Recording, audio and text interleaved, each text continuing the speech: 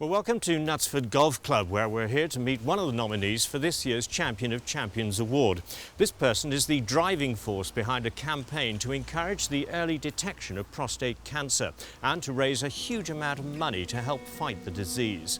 Today he's holding a cancer screening clinic here at the golf club, so let's go inside and meet the man they describe as a one-man crusade in the fight against prostate cancer. He's Gary Steele MBE.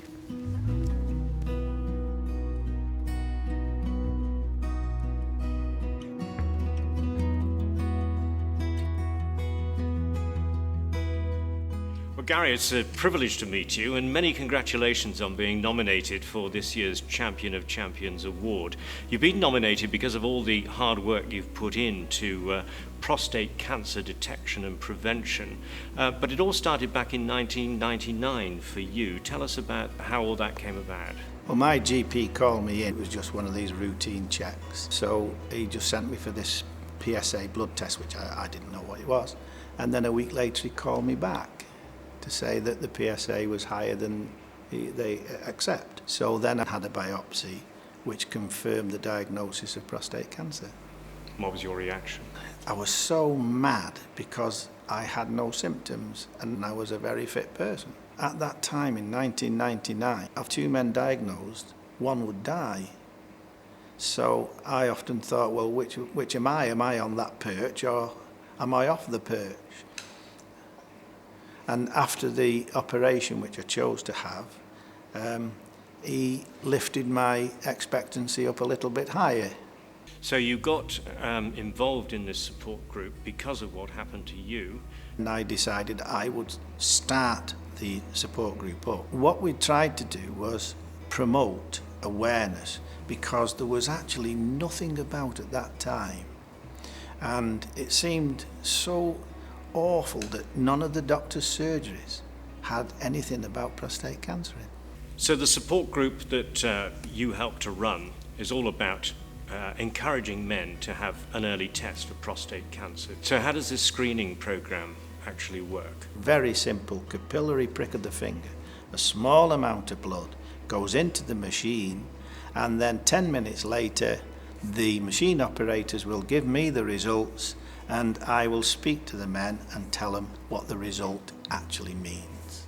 But even then, if there's an onward referral, it doesn't necessarily mean that it's cancer. We never tell them it's cancer. All as we always tell them is everything is a good result, because if, God forbid, it is a cancer and you would not have gone to the doctors, then we have given you a chance for survival. So you're organising these clinics around Cheshire. Tell us about the sort of locations that you use. Social clubs, football clubs, cricket clubs, even church halls, town halls. Asda were the first one ever to accept something like this into their store. How many men, have you tested over the years, would you say?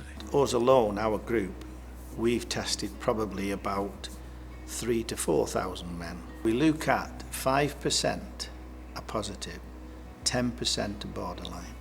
How many lives do you think you've saved? It'll run into hundreds, literally. When somebody comes up, you saved my life. There's nothing better than that.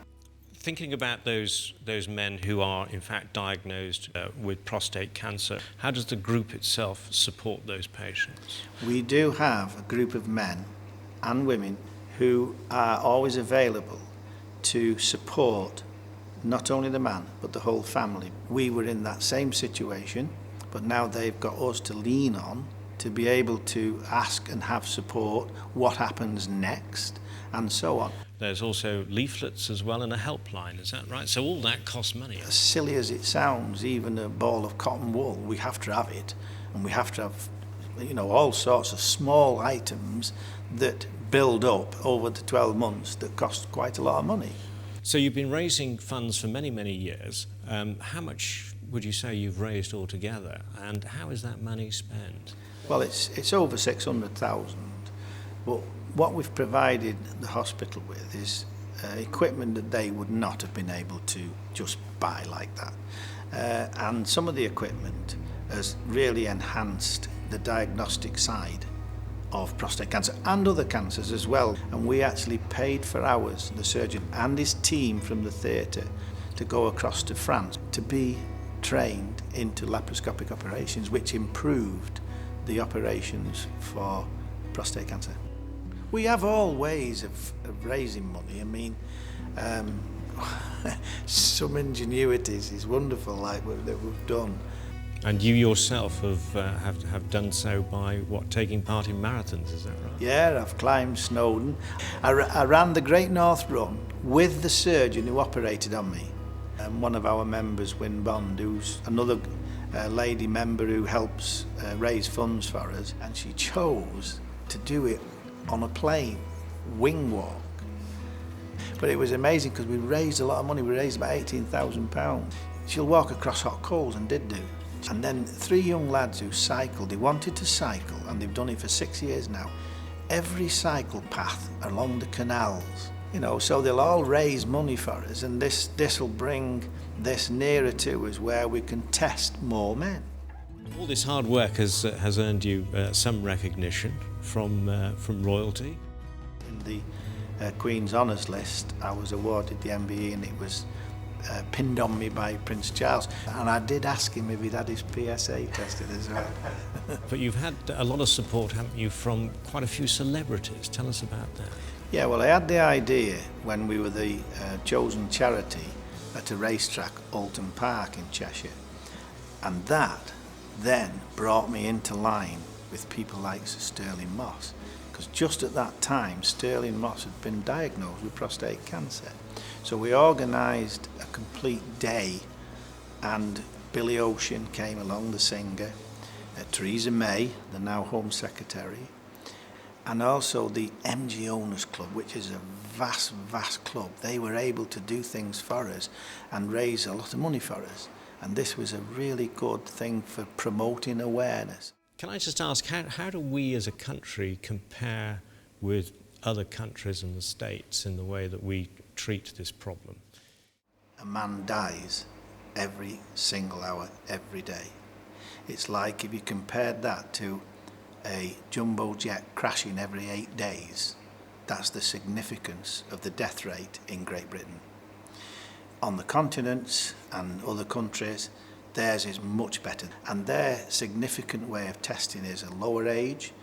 They go down to 45. And although that doesn't seem much between, say, 45 and 50, like we have here 50, it's very significant. And in the States, they actually go down to 35 in family history. In this country, 1 in 3 men die from prostate cancer, whereas in the others, it may be about 1 in 10, because of that nature to catch the cancer early.